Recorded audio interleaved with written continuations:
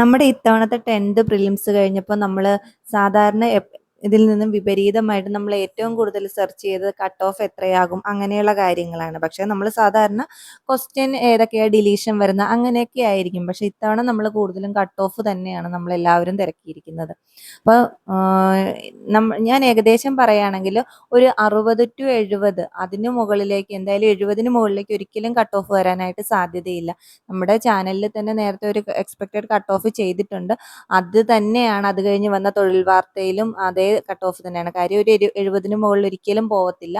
ഒരു 60-70 മാർക്കിനുള്ളിൽ എന്തായാലും cut off നിൽക്കും. അങ്ങനെ തന്നെയാണ് നമ്മൾ പിന്നെ ഡിലീഷനൊക്കെ വരുമ്പോൾ അങ്ങോട്ടും ഇങ്ങോട്ടൊക്കെ കുറച്ച് വ്യത്യാസം ഉണ്ടാവും. പിന്നെ മറ്റൊരു കാര്യം എന്താണെന്ന് വെച്ചാൽ എത്രയൊക്കെ മാർക്കുള്ളവർ പഠിച്ചു തുടങ്ങണമെന്ന് പറയുന്നത് നമ്മൾ ഒരു 60-70 ഉള്ളവർ എന്തായാലും പഠിച്ചു തുടങ്ങുക. പിന്നെ ഒരു 55 തൊട്ടുള്ളവർ ഇതിൻ്റെ കൂട്ടത്തിൽ വേറെ എന്ന് വെച്ചാൽ പിന്നെ ഇവർ പഠിക്കണം. ഇതിൻ്റെ കൂട്ടത്തിൽ നമുക്ക് അടുത്ത വരുന്ന എക്സാമും എല്ലാം നമ്മൾ പ്രിപ്പയർ ചെയ്യണം. കാര്യം ചിലപ്പോൾ 55-60 ആ ഒരു റേഞ്ചിലുള്ളവർ നോർമലൈസേഷൻ കിട്ടുമ്പോഴൊക്കെ നമ്മൾ ഇവരുടെ കൂട്ടത്തിൽ നമുക്ക് ചിലപ്പോൾ നമ്മൾ കട്ട് ഓഫ് മറികടക്കാൻ സാധ്യതയുണ്ട്. എന്നാൽ പോലും ഒരു 60-70 ഉള്ളവർ 70-ന് മുകളിലുള്ളവർ എന്തായാലും ഇതിന് വേണ്ടിയിട്ട് കമ്പനി ബോർഡ് LGSും അതേപോലെ തന്നെ വേറെ ഏതോ സ്റ്റോർ കീപ്പർ അങ്ങനെ ഏതാണ്ട് എക്സാമും പിന്നെ ബെവ്കോ LDയും അതല്ലേ. അപ്പോൾ അത് മൂന്നിനും നന്നായിട്ട് പ്രിപ്പയർ ചെയ്യാനായിട്ട് ശ്രമിക്കുക. 60-ന് താഴെ പോയവർ ഒരിക്കലും നിരാശപ്പെടേണ്ട കാര്യമൊന്നുമില്ല. നോർമലൈസേഷൻ കിട്ടും. അപ്പോൾ നമ്മൾ എന്തായാലും നമ്മൾ പ്രതീക്ഷയൊന്നും കൈവിടണ്ട. എന്നാലും അങ്ങനെ തന്നെ ഇരിക്കുക. അപ്പം മനസ്സിലായല്ലോ ഏകദേശം എത്ര കട്ട് ഓഫ് നമ്മൾ എന്തായാലും ഞാൻ 100% പറയാം 70-ന് മുകളിലോട്ടൊന്നും അങ്ങനെ പോകാൻ സാധ്യതയില്ല. 60-70 ആ ഒരു റേഞ്ചിൽ തന്നെ കട്ട് ഓഫ് നിൽക്കും. പിന്നെ നമുക്ക് അടുത്ത ഘട്ടങ്ങളിലും കൂടെയൊക്കെ നമുക്കൊന്ന് വിശദീകരിച്ചിട്ട് മാത്രമല്ലേ നമുക്ക് കറക്റ്റ് നമുക്ക് പറയാൻ പറ്റത്തുള്ളൂ. എന്നാലും ഈ പൊതുവെ നല്ല ഏകദേശം എല്ലാവർക്കും ടഫായിരുന്നു. അത്രയും നല്ല കഴിവും ഇതൊക്കെ ഉള്ളവർക്ക് മാത്രമായിരിക്കും ഒരു 75-ന് മുകളിൽ സ്കോർ ചെയ്യാൻ പറ്റുന്നത്. അല്ലാതെ നിങ്ങൾ ഒരു കാര്യം ഓർത്തും വിഷമിക്കേണ്ട കാര്യമൊന്നുമില്ല. എന്തായാലും ഒരു 60-70 തന്നെ കട്ട് ഓഫ് നിൽക്കും. പിന്നെ 55-60 ഉള്ളവർക്ക് നോർമലൈസേഷൻ കിട്ടിയിട്ട് നമുക്കും അതിലേക്ക് കടക്കാനായിട്ട് സാധിക്കും. അതുകൊണ്ട് ഒന്നുകൊണ്ടും ആത്മവിശ്വാസം കെടേണ്ട കാര്യമില്ല. പിന്നെ അങ്ങനെ ടെൻഷൻ അടിക്കേണ്ട കാര്യമില്ല. നമുക്ക് ഇനി എക്സാം ഒക്കെ വരുന്നുണ്ട്.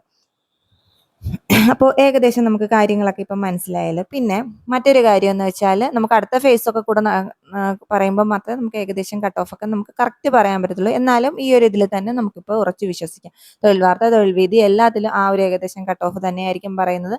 55-60 ഉള്ളവർ കുഴപ്പമൊന്നുമില്ല. അവർക്കും കിട്ടി. ചിലപ്പോൾ അവർക്കും നമ്മുടെ ഇതിൽ തന്നെ വരാൻ സാധ്യതയുണ്ട്. അതുകൊണ്ട് നമ്മൾ ഒരിക്കലും ടെൻഷൻ അടിക്കേണ്ട കാര്യമൊന്നുമില്ല. അപ്പോൾ ഇത്രയും ആൾക്കാർ എഴുതുന്നത് കൊണ്ടാണ് നമ്മൾ ഇത്രയെങ്കിലും കട്ട് ഓഫ് വരുമെന്ന് പറയുന്നത്. പിന്നെ മറ്റൊരു കാര്യം എന്ന് വെച്ചാൽ നോർമലൈസേഷൻ എന്നാൽ നമ്മൾ നോർമലൈസേഷൻ എന്താണെന്ന് വെച്ചാൽ അത് അറിയാത്തവർക്ക് പറയാണ്. അതായത് നമ്മൾ എല്ലാ ഫേസും കഴിഞ്ഞ് ഈ കട്ടി കൂടിയ ക്വസ്റ്റ്യൻ പേപ്പർ ഉണ്ടല്ലോ, ടഫായിട്ടുള്ള ക്വസ്റ്റ്യൻ പേപ്പർ കിട്ടിയവർക്ക് ബോണസ് മാർക്ക് നൽകിയിട്ട്, അതായത് അവരൊരു കറക്റ്റ് ഒരു സ്കോർ ചെയ്തിട്ട് ആ ബോണസ് മാർക്ക് നൽകിയിട്ട് ആ എളുപ്പമുള്ള പേപ്പർ കിട്ടിയവരുടെ ആ മാർക്കിന്റെ കൂടെ ചെറിയൊരു ക്രമീകരണം നടത്തി ഈ കട്ടി കൂടിയ ടഫുള്ള ക്വസ്റ്റ്യൻസ് ഇവരുടെ കൂട്ടത്തിൽ ചേർത്ത് നിർത്തുന്ന ഒരു പ്രോസസ്സാണ് അത്. പിന്നെ മനസ്സിലായില്ലേ? അപ്പോൾ ഇതിലൂടെ എല്ലാ ഉദ്യോഗാർത്ഥികൾക്കും നമുക്ക് നീതി ലഭിക്കാനായിട്ട് എന്തായാലും സാധിക്കും. അതുകൊണ്ട് നമ്മൾ അതോർത്ത് ടെൻഷൻ അടിക്കേണ്ട. ചില നമ്മുടെ ഏത് ക്വസ്റ്റ്യൻസ് ആണ് നമുക്ക് ഏത് ക്വസ്റ്റ്യൻ പേപ്പറാണ് നമുക്ക് നല്ല ടഫായിട്ട് തോന്നിയത് അവരെ ഈ ബാക്കി എല്ലാ ഫേസും കഴിയുമ്പോൾ എങ്ങനെയൊക്കെയാണ് കിട്ടിയത് ആ മാർക്ക് അനലൈസ് ചെയ്തിട്ട് എക്സാമിന്റെ നിലവാരവും കൂടെ നോക്കിയിട്ട് പിന്നെ അവരൊരു പ്രത്യേക സ്കോർ വെച്ചിട്ട് ആ സ്കോർ കണക്കാക്കിയിട്ട് അപ്പോൾ അതിലെ കുട്ടികളുടെ ഈ ടഫായിട്ടുള്ളത് എഴുതിയവരുടെ അവരുടെ നിലവാരവും കൂടി കണക്കാക്കിയിട്ട് ഇപ്പോൾ നമ്മൾ നല്ല നിലവാരമാണെന്ന് പറയുന്നു. പക്ഷെ എന്നാൽ പോലും ചിലർ ഈ എല്ലാ നിലവാരം ഉണ്ടെങ്കിലും ഒരു പകുതിയിൽ ഒരു 80% ആൾക്കാർ അത് കൂടുതൽ ആ നിലവാരമുള്ള ചെയ്താൽ നമുക്ക് ആ നോർമലൈസേഷൻ കറക്റ്റായിട്ട് നടക്കത്തില്ല. നമ്മളൊരു 50-50 ആണെങ്കിൽ നമുക്ക് കറക്റ്റായിട്ട് ആ നോർമലൈസേഷൻ അത് നമുക്ക് കിട്ടും. അങ്ങനെയാണ്, മനസ്സിലായല്ലേ? അപ്പോൾ നമ്മളിപ്പോൾ എല്ലാവരും പറയുന്നുണ്ട് നോർമലൈസേഷൻ കിട്ടുമെന്ന്. പക്ഷേ ഒരു 80% ആണെങ്കിൽ കിട്ടും. എന്നാൽ പോലും നമുക്ക് നമ്മൾ ഒരുപാട് ആ ഒരു ചാൻസ് ഉണ്ടാവത്തില്ല. പക്ഷേ ഒരു 50-50 ആണ്. അതായത് ഇപ്പോഴത്തെ ഈ സ്റ്റേജ് അനുസരിച്ച് നമുക്ക് 50-50 ചാൻസ് തന്നെയാണ്. അതുകൊണ്ട് ആരും ടെൻഷൻ അടിക്കേണ്ട കാര്യമൊന്നുമില്ല. എല്ലാ ഘട്ടവും കഴിഞ്ഞ് മാത്രമേ നമുക്കിങ്ങനെ ആ നോർമലൈസേഷൻ പ്രക്രിയ കറക്റ്റായിട്ട് എല്ലാവരുടെ ഒരു പൊതു മാർക്കും കൂടി ഒരു പ്രത്യേക സ്കോറിൽ കണക്കാക്കിയിട്ടാണ് ആ ഒരു ക്രമീകരണം നടത്തുന്നത്. അപ്പോൾ മനസ്സിലായല്ലോ എങ്ങനെയൊക്കെയാണെന്ന്. അപ്പോൾ നമ്മുടെ എല്ലാ മാർക്കും അനലൈസ് ചെയ്തിട്ടാണ് എക്സാമിന്റെ നിലവാരവും കൂടെ നോക്കി പിന്നെ ചില ക്വസ്റ്റ്യൻസ് മാത്രം അവർ ആ ഒരു സ്കോർ വെച്ചിട്ട് നോക്കും. അതായത് എല്ലാവർക്കും പാടായിട്ടുള്ള ചില ക്വസ്റ്റ്യൻസ് ഉണ്ടല്ലോ ആ ഒരു സ്കോറും കൂടെ വെച്ചിട്ടാണ് ആ നോർമലൈസേഷൻ ചെയ്യുന്നത്. അപ്പോൾ ഇതനുസരിച്ച് നമുക്ക് പിന്നെ എന്താണ് ടഫ് കിട്ടിയ ആൾക്കാർക്ക് ഈ പിന്നെ നിലവാരം കുറഞ്ഞ പരീക്ഷ എഴുതിയവരുടെ അതേ ഒരു സ്റ്റേജിൽ നമുക്ക് കൊണ്ടുവരാനായിട്ട് സാധിക്കും. അപ്പോൾ മനസ്സിലായല്ലോ ഇതിൻ്റെ ഒരു സ്കോർ അനുസരിച്ചിട്ട് അത് അവരുടെ ഒരു ഇതാണ്. അപ്പം ഞാനത് വേറൊരു വീഡിയോയിൽ കറക്റ്റായിട്ട് പറയാം. അപ്പോൾ ആ സ്കോർ അനുസരിച്ച് അവരുടെ കൂടെ പൊതുവായി ഒരുമിച്ച് കൊണ്ടുവരാനായിട്ടാണ് നോർമലായിട്ട് കൊണ്ടുവരാനായിട്ടാണ് നമുക്ക് ഈ ചില ക്വസ്റ്റ്യൻസിൻ്റെ കാഠിന്യം മനസ്സിലാക്കിയിട്ടാണ് പിന്നെ കേരള PSC അങ്ങനെ ചെയ്യുന്നത്. അപ്പോൾ അതുകൊണ്ട് നമുക്ക് നോർമലൈസേഷൻ കിട്ടും നമുക്ക്. അപ്പോൾ പിന്നെ നമുക്ക് എങ്ങനെയാണത് തരുന്നതെന്ന് നമുക്കറിയത്തില്ല. കാര്യം ഇനി വരുന്നത് ഞാൻ പറഞ്ഞില്ലേ ഇനി വരുന്നതിൻ്റെയും കൂടെ നമ്മൾ കറക്റ്റായിട്ട് അനലൈസ് ചെയ്തിട്ട് മാത്രമേ നമുക്കത് പറയാനായിട്ട് സാധിക്കത്തുള്ളൂ. അപ്പോൾ അങ്ങനെയൊക്കെയാണ് കാര്യങ്ങൾ. പിന്നെ മറ്റൊരു കാര്യം എന്ന് വെച്ചാൽ ഈ 70-ന് മുകളിൽ കിട്ടിയവർ ഇത് മാത്രം ഇത് മാത്രം ചിന്തിച്ചിരിക്കാതെ നമ്മൾ പിന്നെ VFA വരുന്നുണ്ട്.